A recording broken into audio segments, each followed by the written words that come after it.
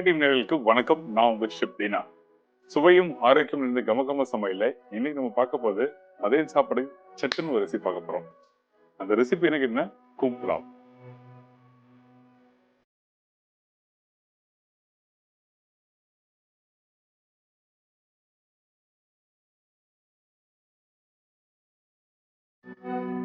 கும்புலாவ் தேவையான பொருட்கள்: mushroom 200 gram, basmati rice 1 cup, வெங்காயம் 2 நம்பர், கொத்தமல்லி தேவையான அளவு, முழு கரம் மசாலா தாளிப்புக்கு தேவையான அளவு, இஞ்சி பூண்டு பேஸ்ட் 1 டேபிள் ஸ்பூன், பச்சை மிளகாய் 2 நம்பர், சீரகம் 1 டீஸ்பூன், உப்பு தேவையான அளவு, எண்ணெய் தேவையான அளவு.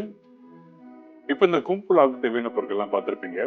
அதுக்கு முன்னாடி இந்த ரெசிபி நம்ம ஸ்டார்ட் பண்றதுக்கு முன்னாடி நம்ம என்ன பண்ண போறோம்னா, இந்த கும்புனா என்னங்கிறது மஷ்ரூம்.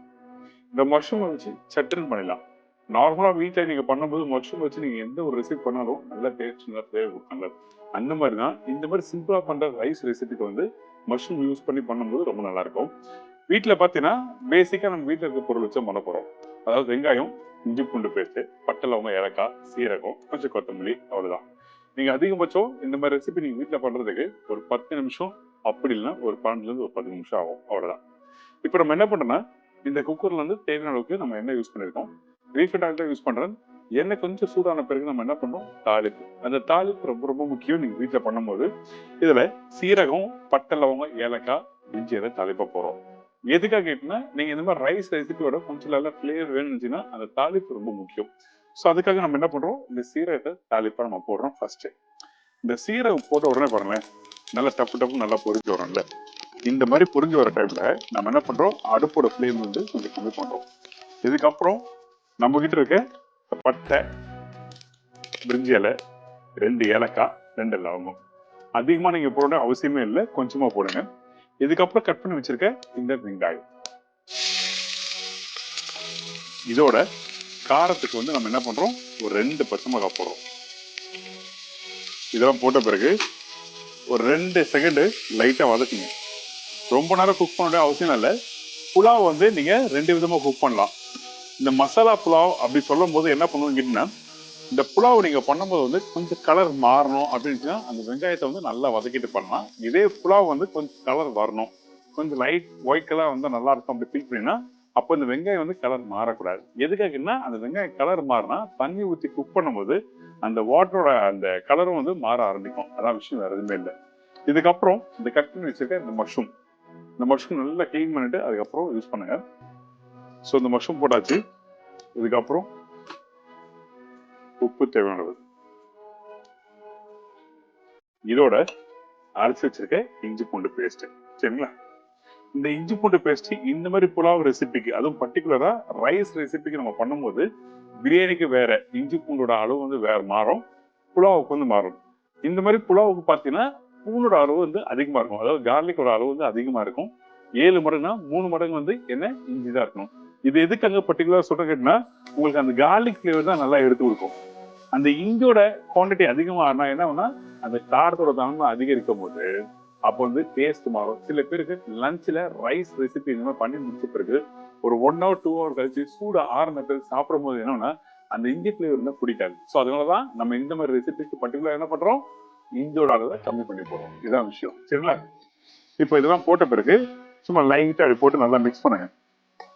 மிக்ஸ் பண்ணிட்டு இந்த இடத்துல நம்ம என்ன பண்றோம், தண்ணி ஊற்ற போறோம். அதுக்கு முன்னாடி ரைஸை போட்டுறேன். இந்த ரைஸ் பார்த்தீங்கன்னா நம்ம யூஸ் பண்றது பாஸ்மதி ரைஸ் தான். இந்த இடத்துல இந்த அரிசியை வந்து கரெக்டா ஒரு 20 நிமிஷம் ஊற வச்சிருக்கேன். ஒரு அரிசிக்கும் ஒரு பக்கம் இருக்கு. அதுக்கேற்ற மாதிரி நீங்க ஊற வச்சிருக்கலாம். நீங்க வீட்டுல பண்ணும்போது உங்களுக்கு தெரியும், இந்த மாதிரி பாஸ்மதி ரைஸுக்கு நம்ம வந்து ஒரு 10 நிமிஷம் ஊற வச்சா போதும், சீரக சம்பாக்கு வந்து ஒரு 1/2 மணி நேரம் முன்னாடி ஊற வச்சா போதும் அப்படின்னு சொல்லி எல்லாரும் வீட்டுல பண்ணும்போது உங்களுக்கு பக்கம் தெரியல. அந்த மாதிரி தான் நான் ரைஸை 20 நிமிஷம் ஊற வச்சிருக்கேன். இப்போ நம்ம என்ன பண்றேன், இந்த அரிசியை இதில் போட்டுறேன். போட்ட பிறகு இந்த அரிசியை போட்ட பிறகு நம்ம என்ன பண்ண, மேலோட்டமா இப்படி நல்லா மிக்ஸ் பண்ணுங்க. நீங்க எடுத்த உடனே டக்குன்னு நம்ம கரண்டி போட்டு ரொம்ப ஹார்டா மிக்ஸ் பண்ணும் போதீங்கன்னா அது மாதிரி பண்ணக்கூடாது. இப்போ இது நல்லா மிக்ஸ் பண்ணிட்டு நம்ம என்ன பண்ணோம்னா தண்ணி ஊற்ற போறோம். இந்த தண்ணியோட அளவுன்னா 1க்கு 1.25. இதே வந்து குவான்டிட்டி கம்மியா இருக்கு, நீங்க அப்படி யூஸ் பண்ணா 1க்கு 1.25. இதே அளவு அதிகமாகும் போது என்ன ஆகுதுன்னா அந்த தண்ணியோட அளவு கொஞ்சம் கம்மியாகும். ஏன் கேட்டீங்கன்னா, அந்த தம் போடும்போது அந்த குவான்டிட்டி இன்க்ரீஸ் ஆகும்போது அந்த ஆவியோட டெம்பரேச்சர் வந்து என்ன அந்த சூடோட டெம்பரேச்சர் வந்து அதிகரிக்கும். ஸோ அப்போ தண்ணியோட அளவு கம்மி பண்ணு சொல்ல வரேன். குவான்டிட்டி அதிகமா பண்றேன்னா இப்போ நான் ஊற வச்ச அந்த அரிசியோட அளவுக்கு வந்து 1 கப்பு 1/4 கப்பு அவ்வளவுதான்.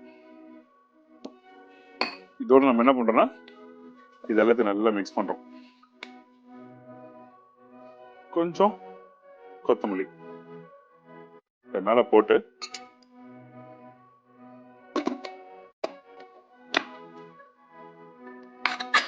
மூடி போட்டு வச்சிடுறேன். மீடியமான ஃப்ளேம்ல கரெக்டா ஒரு 3 விசில், கொஞ்சம் ஹை ஃப்ளேம் வந்தா 2 விசில் விடலாம். ரைஸ் ஊறின பக்குவத்துக்கு ஏற்ற மாதிரி 2 விசில் இல்லை 3 விசில் விடலாம்.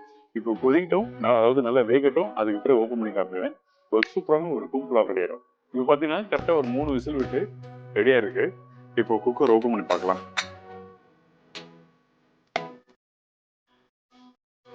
நல்ல வாசனை. இந்த ரைஸ் எடுத்தா இப்படி உதிரியா வரணும், ரொம்ப முக்கியம்.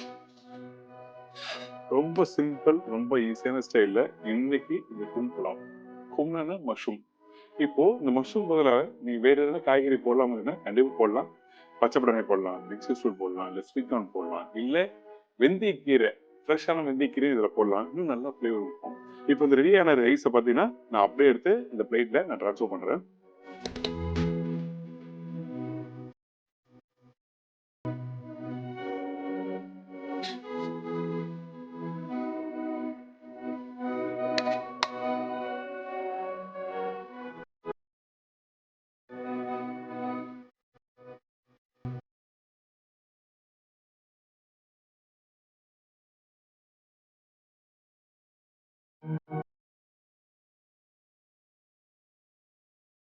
ஒரு அருமையான ஸ்டைல்ல சட்டுன்னு வீட்டுல பண்ற மாதிரி ரெசிபி சொல்லி கொடுத்துருக்கேன். அதுவும் பர்டிகுலரா இன்னைக்கு இருக்க காலத்துல நிறைய பேர் ஆஃபீஸ் போகணும்னு சொல்லிட்டு சட்டுன்னு ஒரு ரெசிபி பண்ண சொல்லி ஆசைப்படுவாங்க. அந்த டைம்ல நல்லா வாசனையா இருக்கணும், டேஸ்டா இருக்கணும்னு சொல்லி நிறைய பேர் விருப்பப்படுவீங்களே, அந்த டைம்ல இந்த மாதிரி மஷ்ரூம் புலாவ் ட்ரை பண்ணி பாருங்க. இந்த மாதிரி மஷ்ரூம் புலாவோட ஒரு சூப்பரான பிரியாணி ரைத்தா, அதாவது கார்லிக் ரைத்தா, அப்படின்னா ஆனியன் ரைத்தா, பூந்தி ரைத்தா தொட்டு சாப்பிட்டு பாருங்க, பிரமாதமா இருக்கும். இன்னைக்கு நம்மளோட கமகம சமையல ஒரு பிரமாதமான புலாவ் எப்படி பண்ண எல்லாம் தெரிஞ்சிருக்கோம். இதே மாதிரி இன்னொரு நாள் ஒரு புது ரெசிபி சொல்லிக்கிறேன். நன்றி, வணக்கம், சி பாய், டேக் கேர்.